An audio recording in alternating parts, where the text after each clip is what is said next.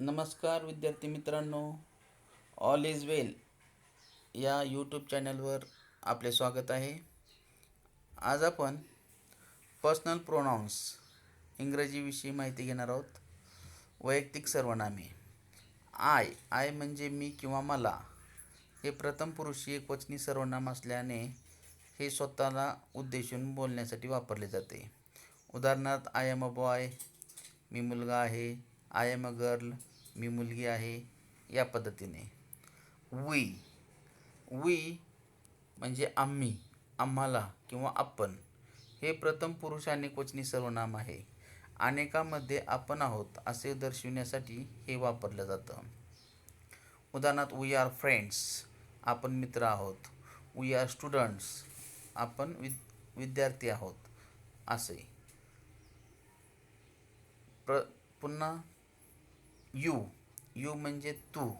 एकटा व्यक्ती असेल तर तू आणि तुला. हे द्वितीय पुरुष एकवचनी सर्वनामे आहेत. समोर असलेल्या एकवचनी व्यक्तीसाठी हे वापरले जाते. You are my son. You are my son म्हणजे तू माझा मुलगा आहे. यू आर माय फ्रेंड, तू माझा मित्र आहे. अशा पद्धतीने ह्याचा वापर केला जातो. परत चौथा आहे यू. याचा अर्थ तू, तुम्ही, तुम्हाला. म्हणजे अनेक व्यक्ती असतील पण आपल्यासमोर असतील तर त्यासाठी यू वापरले जाते. हे द्वितीय पुरुषी अनेकवचनी सर्वनाम आहे आणि अनेक व्यक्तीसाठी वापरलेलं आहे. उदाहरणार्थ, यू आर माय सन्स. समजा एकाच पालकाचे दोन पाल्य असतील तर त्यांच्यासाठी you are my sons, you are my daughters असं वाक्य बनवले जातात. दे म्हणजे ते, त्या, ती, त्यांना, ते सर्व या उद्देशाने वापरले जाते. हे तृतीय पुरुष अनेकवचनी सर्वनाम आहे आणि आपल्यापासून दूर असलेल्या अनेकवचनी नामासाठी हे सर्वनाम वापरले जाते. दे आर माय फ्रेंड्स म्हणजे ते माझे मित्र आहेत. आपल्यापासून दूर आहेत परंतु ते माझे मित्र आहेत.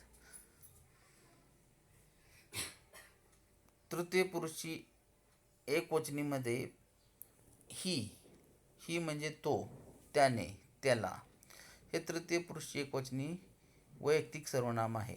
आपल्यापासून दूर असलेल्या एकवचनी पुल्लिंगी नामासाठी हे वापरले जाते. He is coming, he is going, he is playing.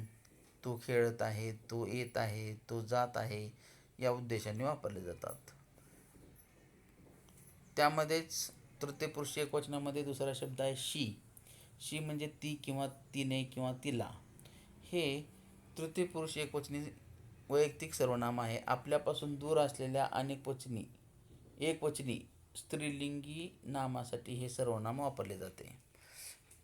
She is my mother, she is my teacher, she is my aunty अशा पद्धतीनं वापरले जाते. आणि तिसरा शब्द आहे इट म्हणजे ते, ती, ते, तिचे, त्याचे अशा पद्धतीने वापरले जाते. हे तृतीय पुरुष एकवचनी वैयक्तिक नपुंसकलिंगी सर्वनाम आहे. हे सर्वनाम एकवचनी पक्षी, प्राणी, लहान मूल, वस्तू यासाठी वापरले जाते.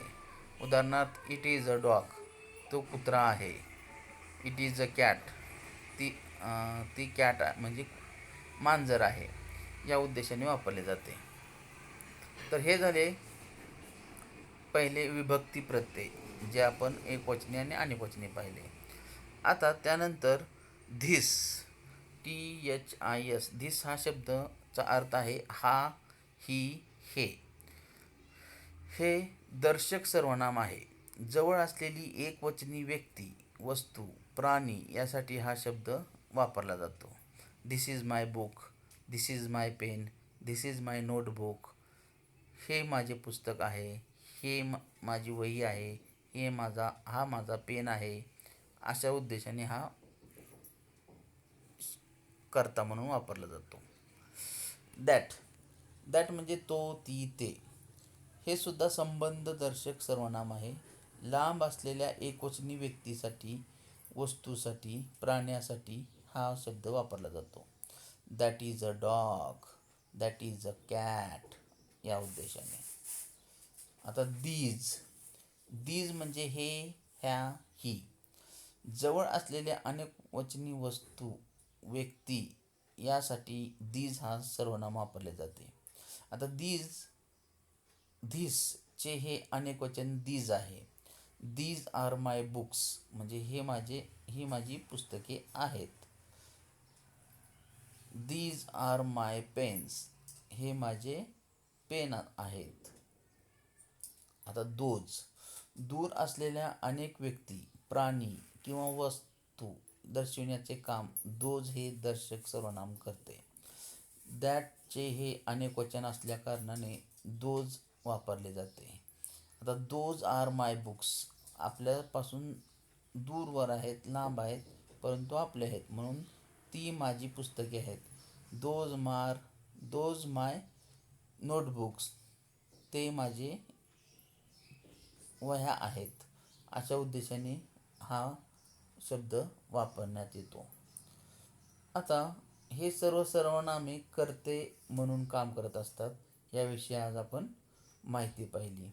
आता पहा, काही WH क्वेश्चन विचारण्यासाठी काही प्रश्न असतात आणि ते कोणकोणते याविषयी आपण माहिती घेणार आहोत.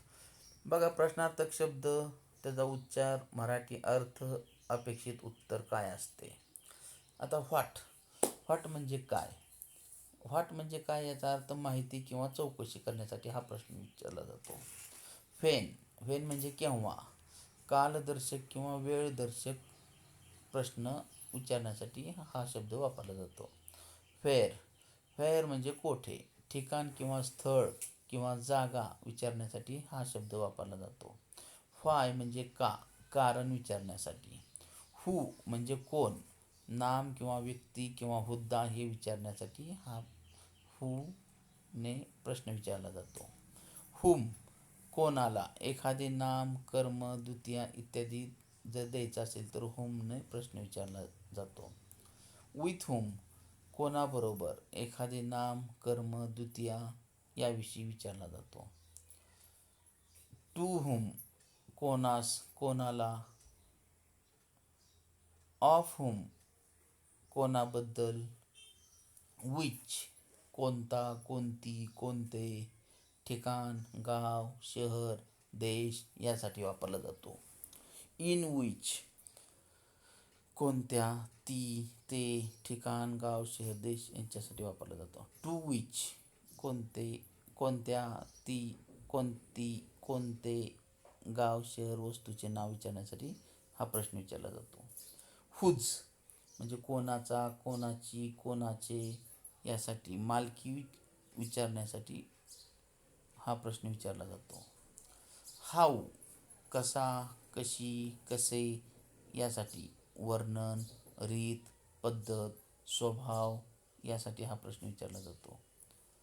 हाऊ मेनी किती, मोजता येणारी संख्या. हाऊ मच किती, मोजता न येणारी संख्या विचारली जाते. हाऊ फार किती दूर, अंतर विचारण्यासाठी. हाऊ लॉंग किती काळ, वेळदर्शक विचारण्यासाठी याविषयी हा प्रश्न विचारला जातो.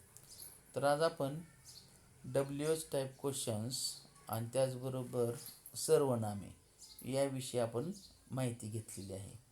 तर विद्यार्थ्यांनो, इंग्रजी जर आपल्याला परफेक्ट करायचे असेल तर आपल्याला पाया मजबूत असणं गरजेचं आहे. त्यामुळं यापुढील तुमच्यासाठी जे व्हिडिओ येतील ते सुद्धा तुम्ही पहा आणि आपला पाया पक्का करा. आणि तुम्हाला जर हा व्हिडिओ आवडला असेल तर लाईक करा, शेअर करा आणि या चॅनलला म्हणजेच ऑल इज वेल या चॅनलला सबस्क्राईब करा आणि बेल आयकॉनच्या बटनाला क्लिक करा. धन्यवाद.